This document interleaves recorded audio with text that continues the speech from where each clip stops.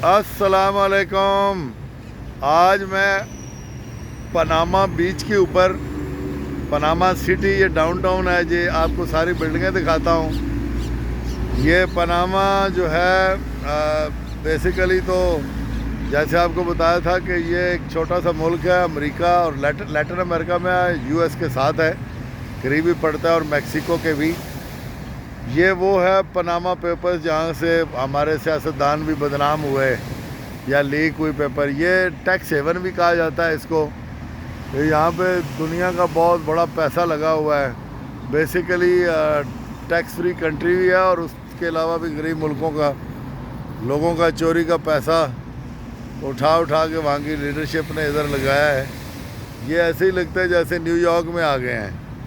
ये देखें कितना खूबसूरत समा है, यहाँ खूबसूरत ग्रीनरी है, और ये लोग वॉक और रनिंग कर रहे हैं। तो बेसिकली तो यहाँ पे बहुत सारी इन्वेस्टमेंट है। हम गरीब मुल्कों से वहाँ की लीडरशिप ने जो पैसा चोरी किया, वो इधर के बैंक जो है ना, उनको एक तो लीक नहीं होने देते, वो पहले लीकेज हो गई है। इस पे ये काफ़ी पनामा वाले शर्मिंदा हैं अपने इन्वेस्टरों पे, मगर कर दिए थे पनामा पेपर्स में उन्होंने, जिसमें बहुत सारे मसाइल भी खड़े हुए। पाकिस्तान में भी कोर्ट्स भी इन्वॉल्व हुए, मगर बना बनाया कुछ भी नहीं। देखें फिर वहाँ के वो लोग जो है ना, वो मौजें कर रहे हैं।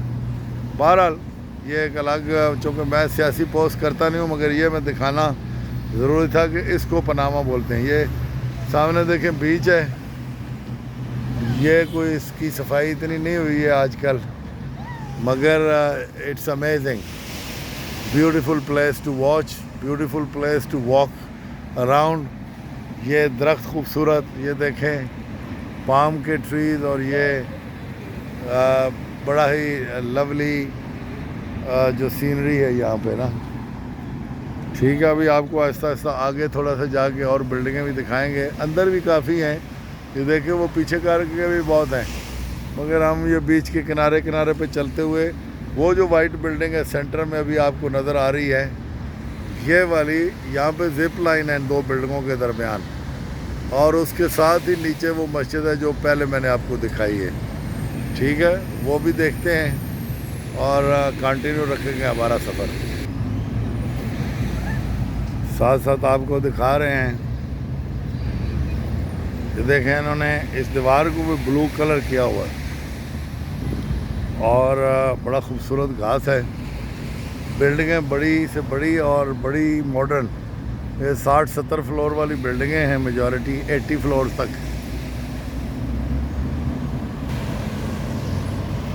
बस स्टॉप आपको दिखा रहे हैं जी, ये बस स्टॉप है। ये देखें कितना खूबसूरत, ये है साइकिल का रोड, और ये पैदल चलने वाला, ये बस है बस स्टॉप पे। ग्रीनरी कितनी खूबसूरत है, ब्यूटीफुल। ये एक छोटा सा है, रेडी लेके चीज़ें बेच रहा है। ये पनामा का झंडा है, ये चीटोस और इसी तरह की चीज़ें। Hello, buenas tardes. Hola. ¿Tú te ven?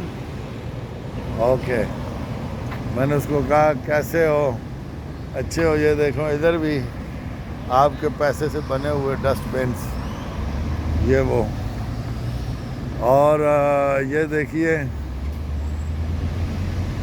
Santa Costa Rica coastal, ये जगह जो है, ये पैदल और मोटरसाइकिल वगैरह छोटी चीज़ें, ये रोड क्रॉस करने के लिए ये इन्होंने बनाया हुआ है, उस तरफ जाने के लिए। ठीक है, ये जो वॉकिंग है, इसके नीचे नीचे ये कुत्तों समेत लोग भाग रहे हैं, और इट्स क्वाइट ब्यूटीफुल। देखें ना इसकी सारी सीनरीज।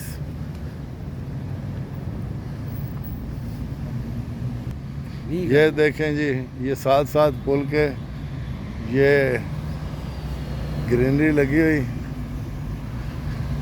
ग्रीनरी भी यहाँ की ख़ास है, बड़ा खूबसूरत। कहते हैं यहाँ पे बारिशें भी जो है ना वो 8 महीने बारिशें रहती हैं। अभी भी बादल बने हुए हैं। अभी थोड़ी देर पहले बारिश भी हुई है यहाँ पे। और ये हमारा मुल्क भी इतना खूबसूरत बन सकता था अगर वहाँ से पैसे चोरी ना होते तो, क्योंकि पैसा बहुत चोरी हुआ है। हालांकि पाकिस्तान अमीर मुल्क है, मादनियात से भरा हुआ है। ग्रेनाइट मार्बल इंडस्ट्री बहुत इटली की तरह बन सकती है। माइनिंग, हमारे पहाड़ भरे हुए हैं, बिलियंस नहीं ट्रिलियंस में मादनियात हैं, मगर बस किसी से क्या गिला करें। अपने ही जब धोखा देने पे हो तो दूसरे तो फिर होते ही हैं। ये मुल्क छोटे छोटे हैं, इन्होंने फैसिलिटीज़ दी हुई हैं लोगों को, और इधर पैसे इन्वेस्ट करो। अब इनके मुल्क बन गए हैं और हम बहुत ही पीछे रह गए। बहरहाल अब भी को अकल के नाखून लें, हम तो यही कहते हैं। दुनिया की तरफ देखें, दुनिया किधर चली गई है और हम दिन ब दिन पीछे।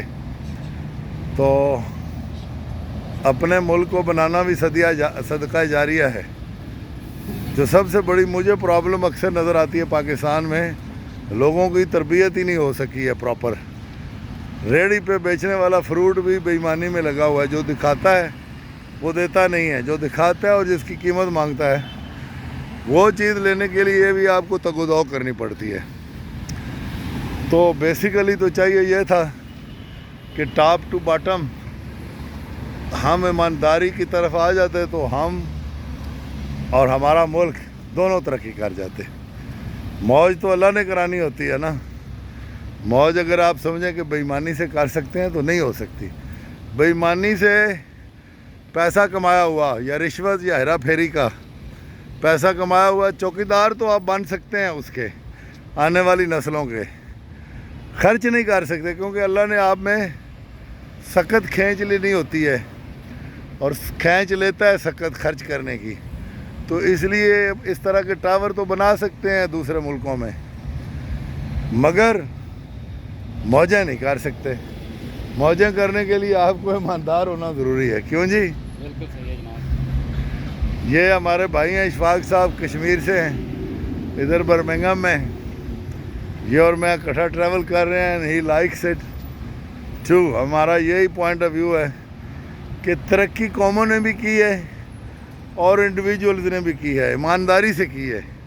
ईमानदार आपको होना पड़ेगा, नहीं तो ज़िल्लत में ही ज़िंदगी गुजारेंगे, परेशान रहेंगे और चौकीदार रहेंगे। अपनी औलाद की जायदादें इकट्ठी करेंगे बेईमानी के पैसे से भी, क्योंकि दौलत तो वो है जो आपको अपनी ज़िंदगी में काम आए, आप खर्च कर सकें।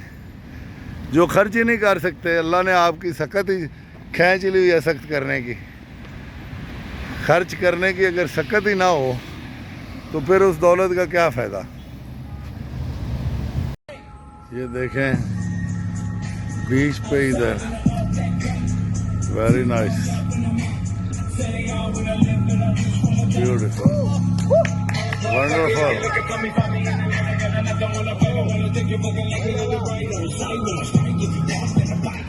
Very nice.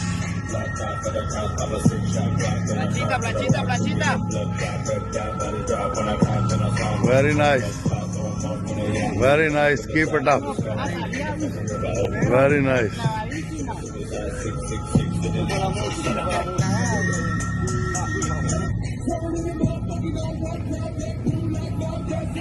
ये देखें एक्सरसाइज के लिए और जिम वगैरह इधर सामने बाहर बने हुए हैं।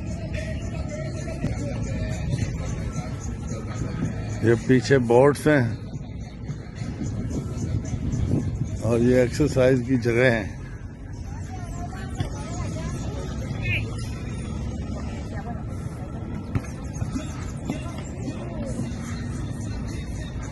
ये इधर बच्चे फुटबॉल खेल रहे हैं।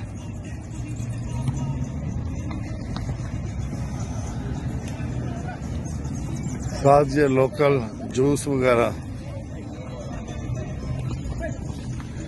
ये टेनिस हो रही है इस तरफ और ये बच्चे और भी खेल रहे हैं। ये देखें साथ साथ कियोस्क बने हुए हैं। इन कियोस्क पे लोकल फूड्स, ड्रिंक्स।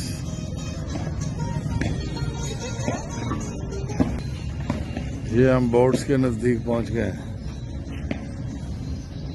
ये देखिए,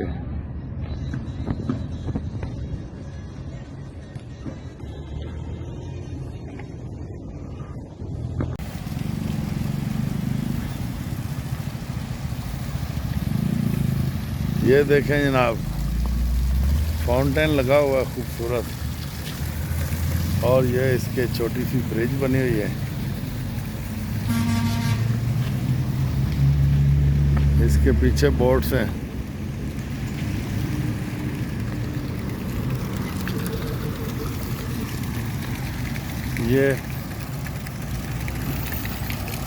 ये देखें, बड़ी चुंझनुमा बिल्डिंग है, कश्ती नुमा।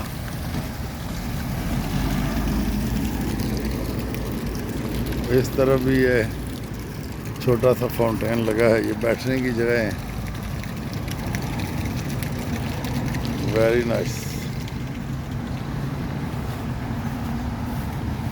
समंदर थोड़ा सा इस साइड पे गंदा लग रहा है, मगर ओवरऑल ये देखिए सामने बोट्स हैं और ये वाला खूबसूरत सीन।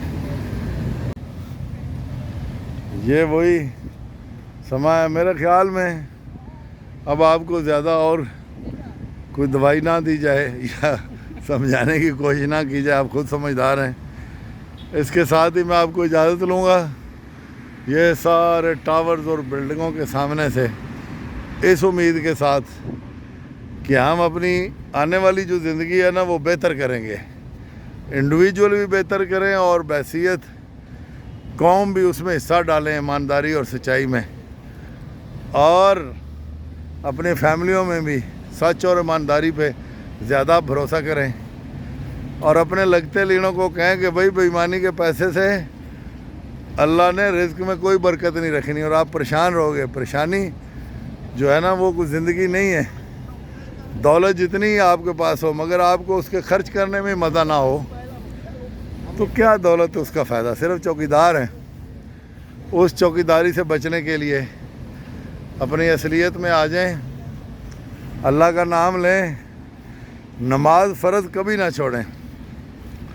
थोड़ा सा गलतियां हम में भी हैं, मगर मसला ये है कि नमाज फ़र्ज़ अगर बताई जाती कि वो पढ़ें, वो उसकी माफ़ी नहीं है, तो फ़र्ज़ तो लोग पढ़ लेते 4 रकातें 2 रकातें, मगर हमारा ये जो 17 रकातें बताई जाती हैं बचपन से, तो वो जो है ना अगर 17 रकातें नहीं पढ़ सकते तो फ़र्ज़ तो कम अज़ कम ज़रूर पढ़े ना। ठीक है जी, इसी के साथ ही आपसे इजाज़त लेंगे, इस उम्मीद के साथ कि अल्लाह हमें खुश रखे, ईमानदार रखे और हमारी आखिरत बेहतर फरमाए। मरने के बाद भी हमें लोग अच्छाई में याद रखें। ठीक है जी, बहुत शुक्रिया।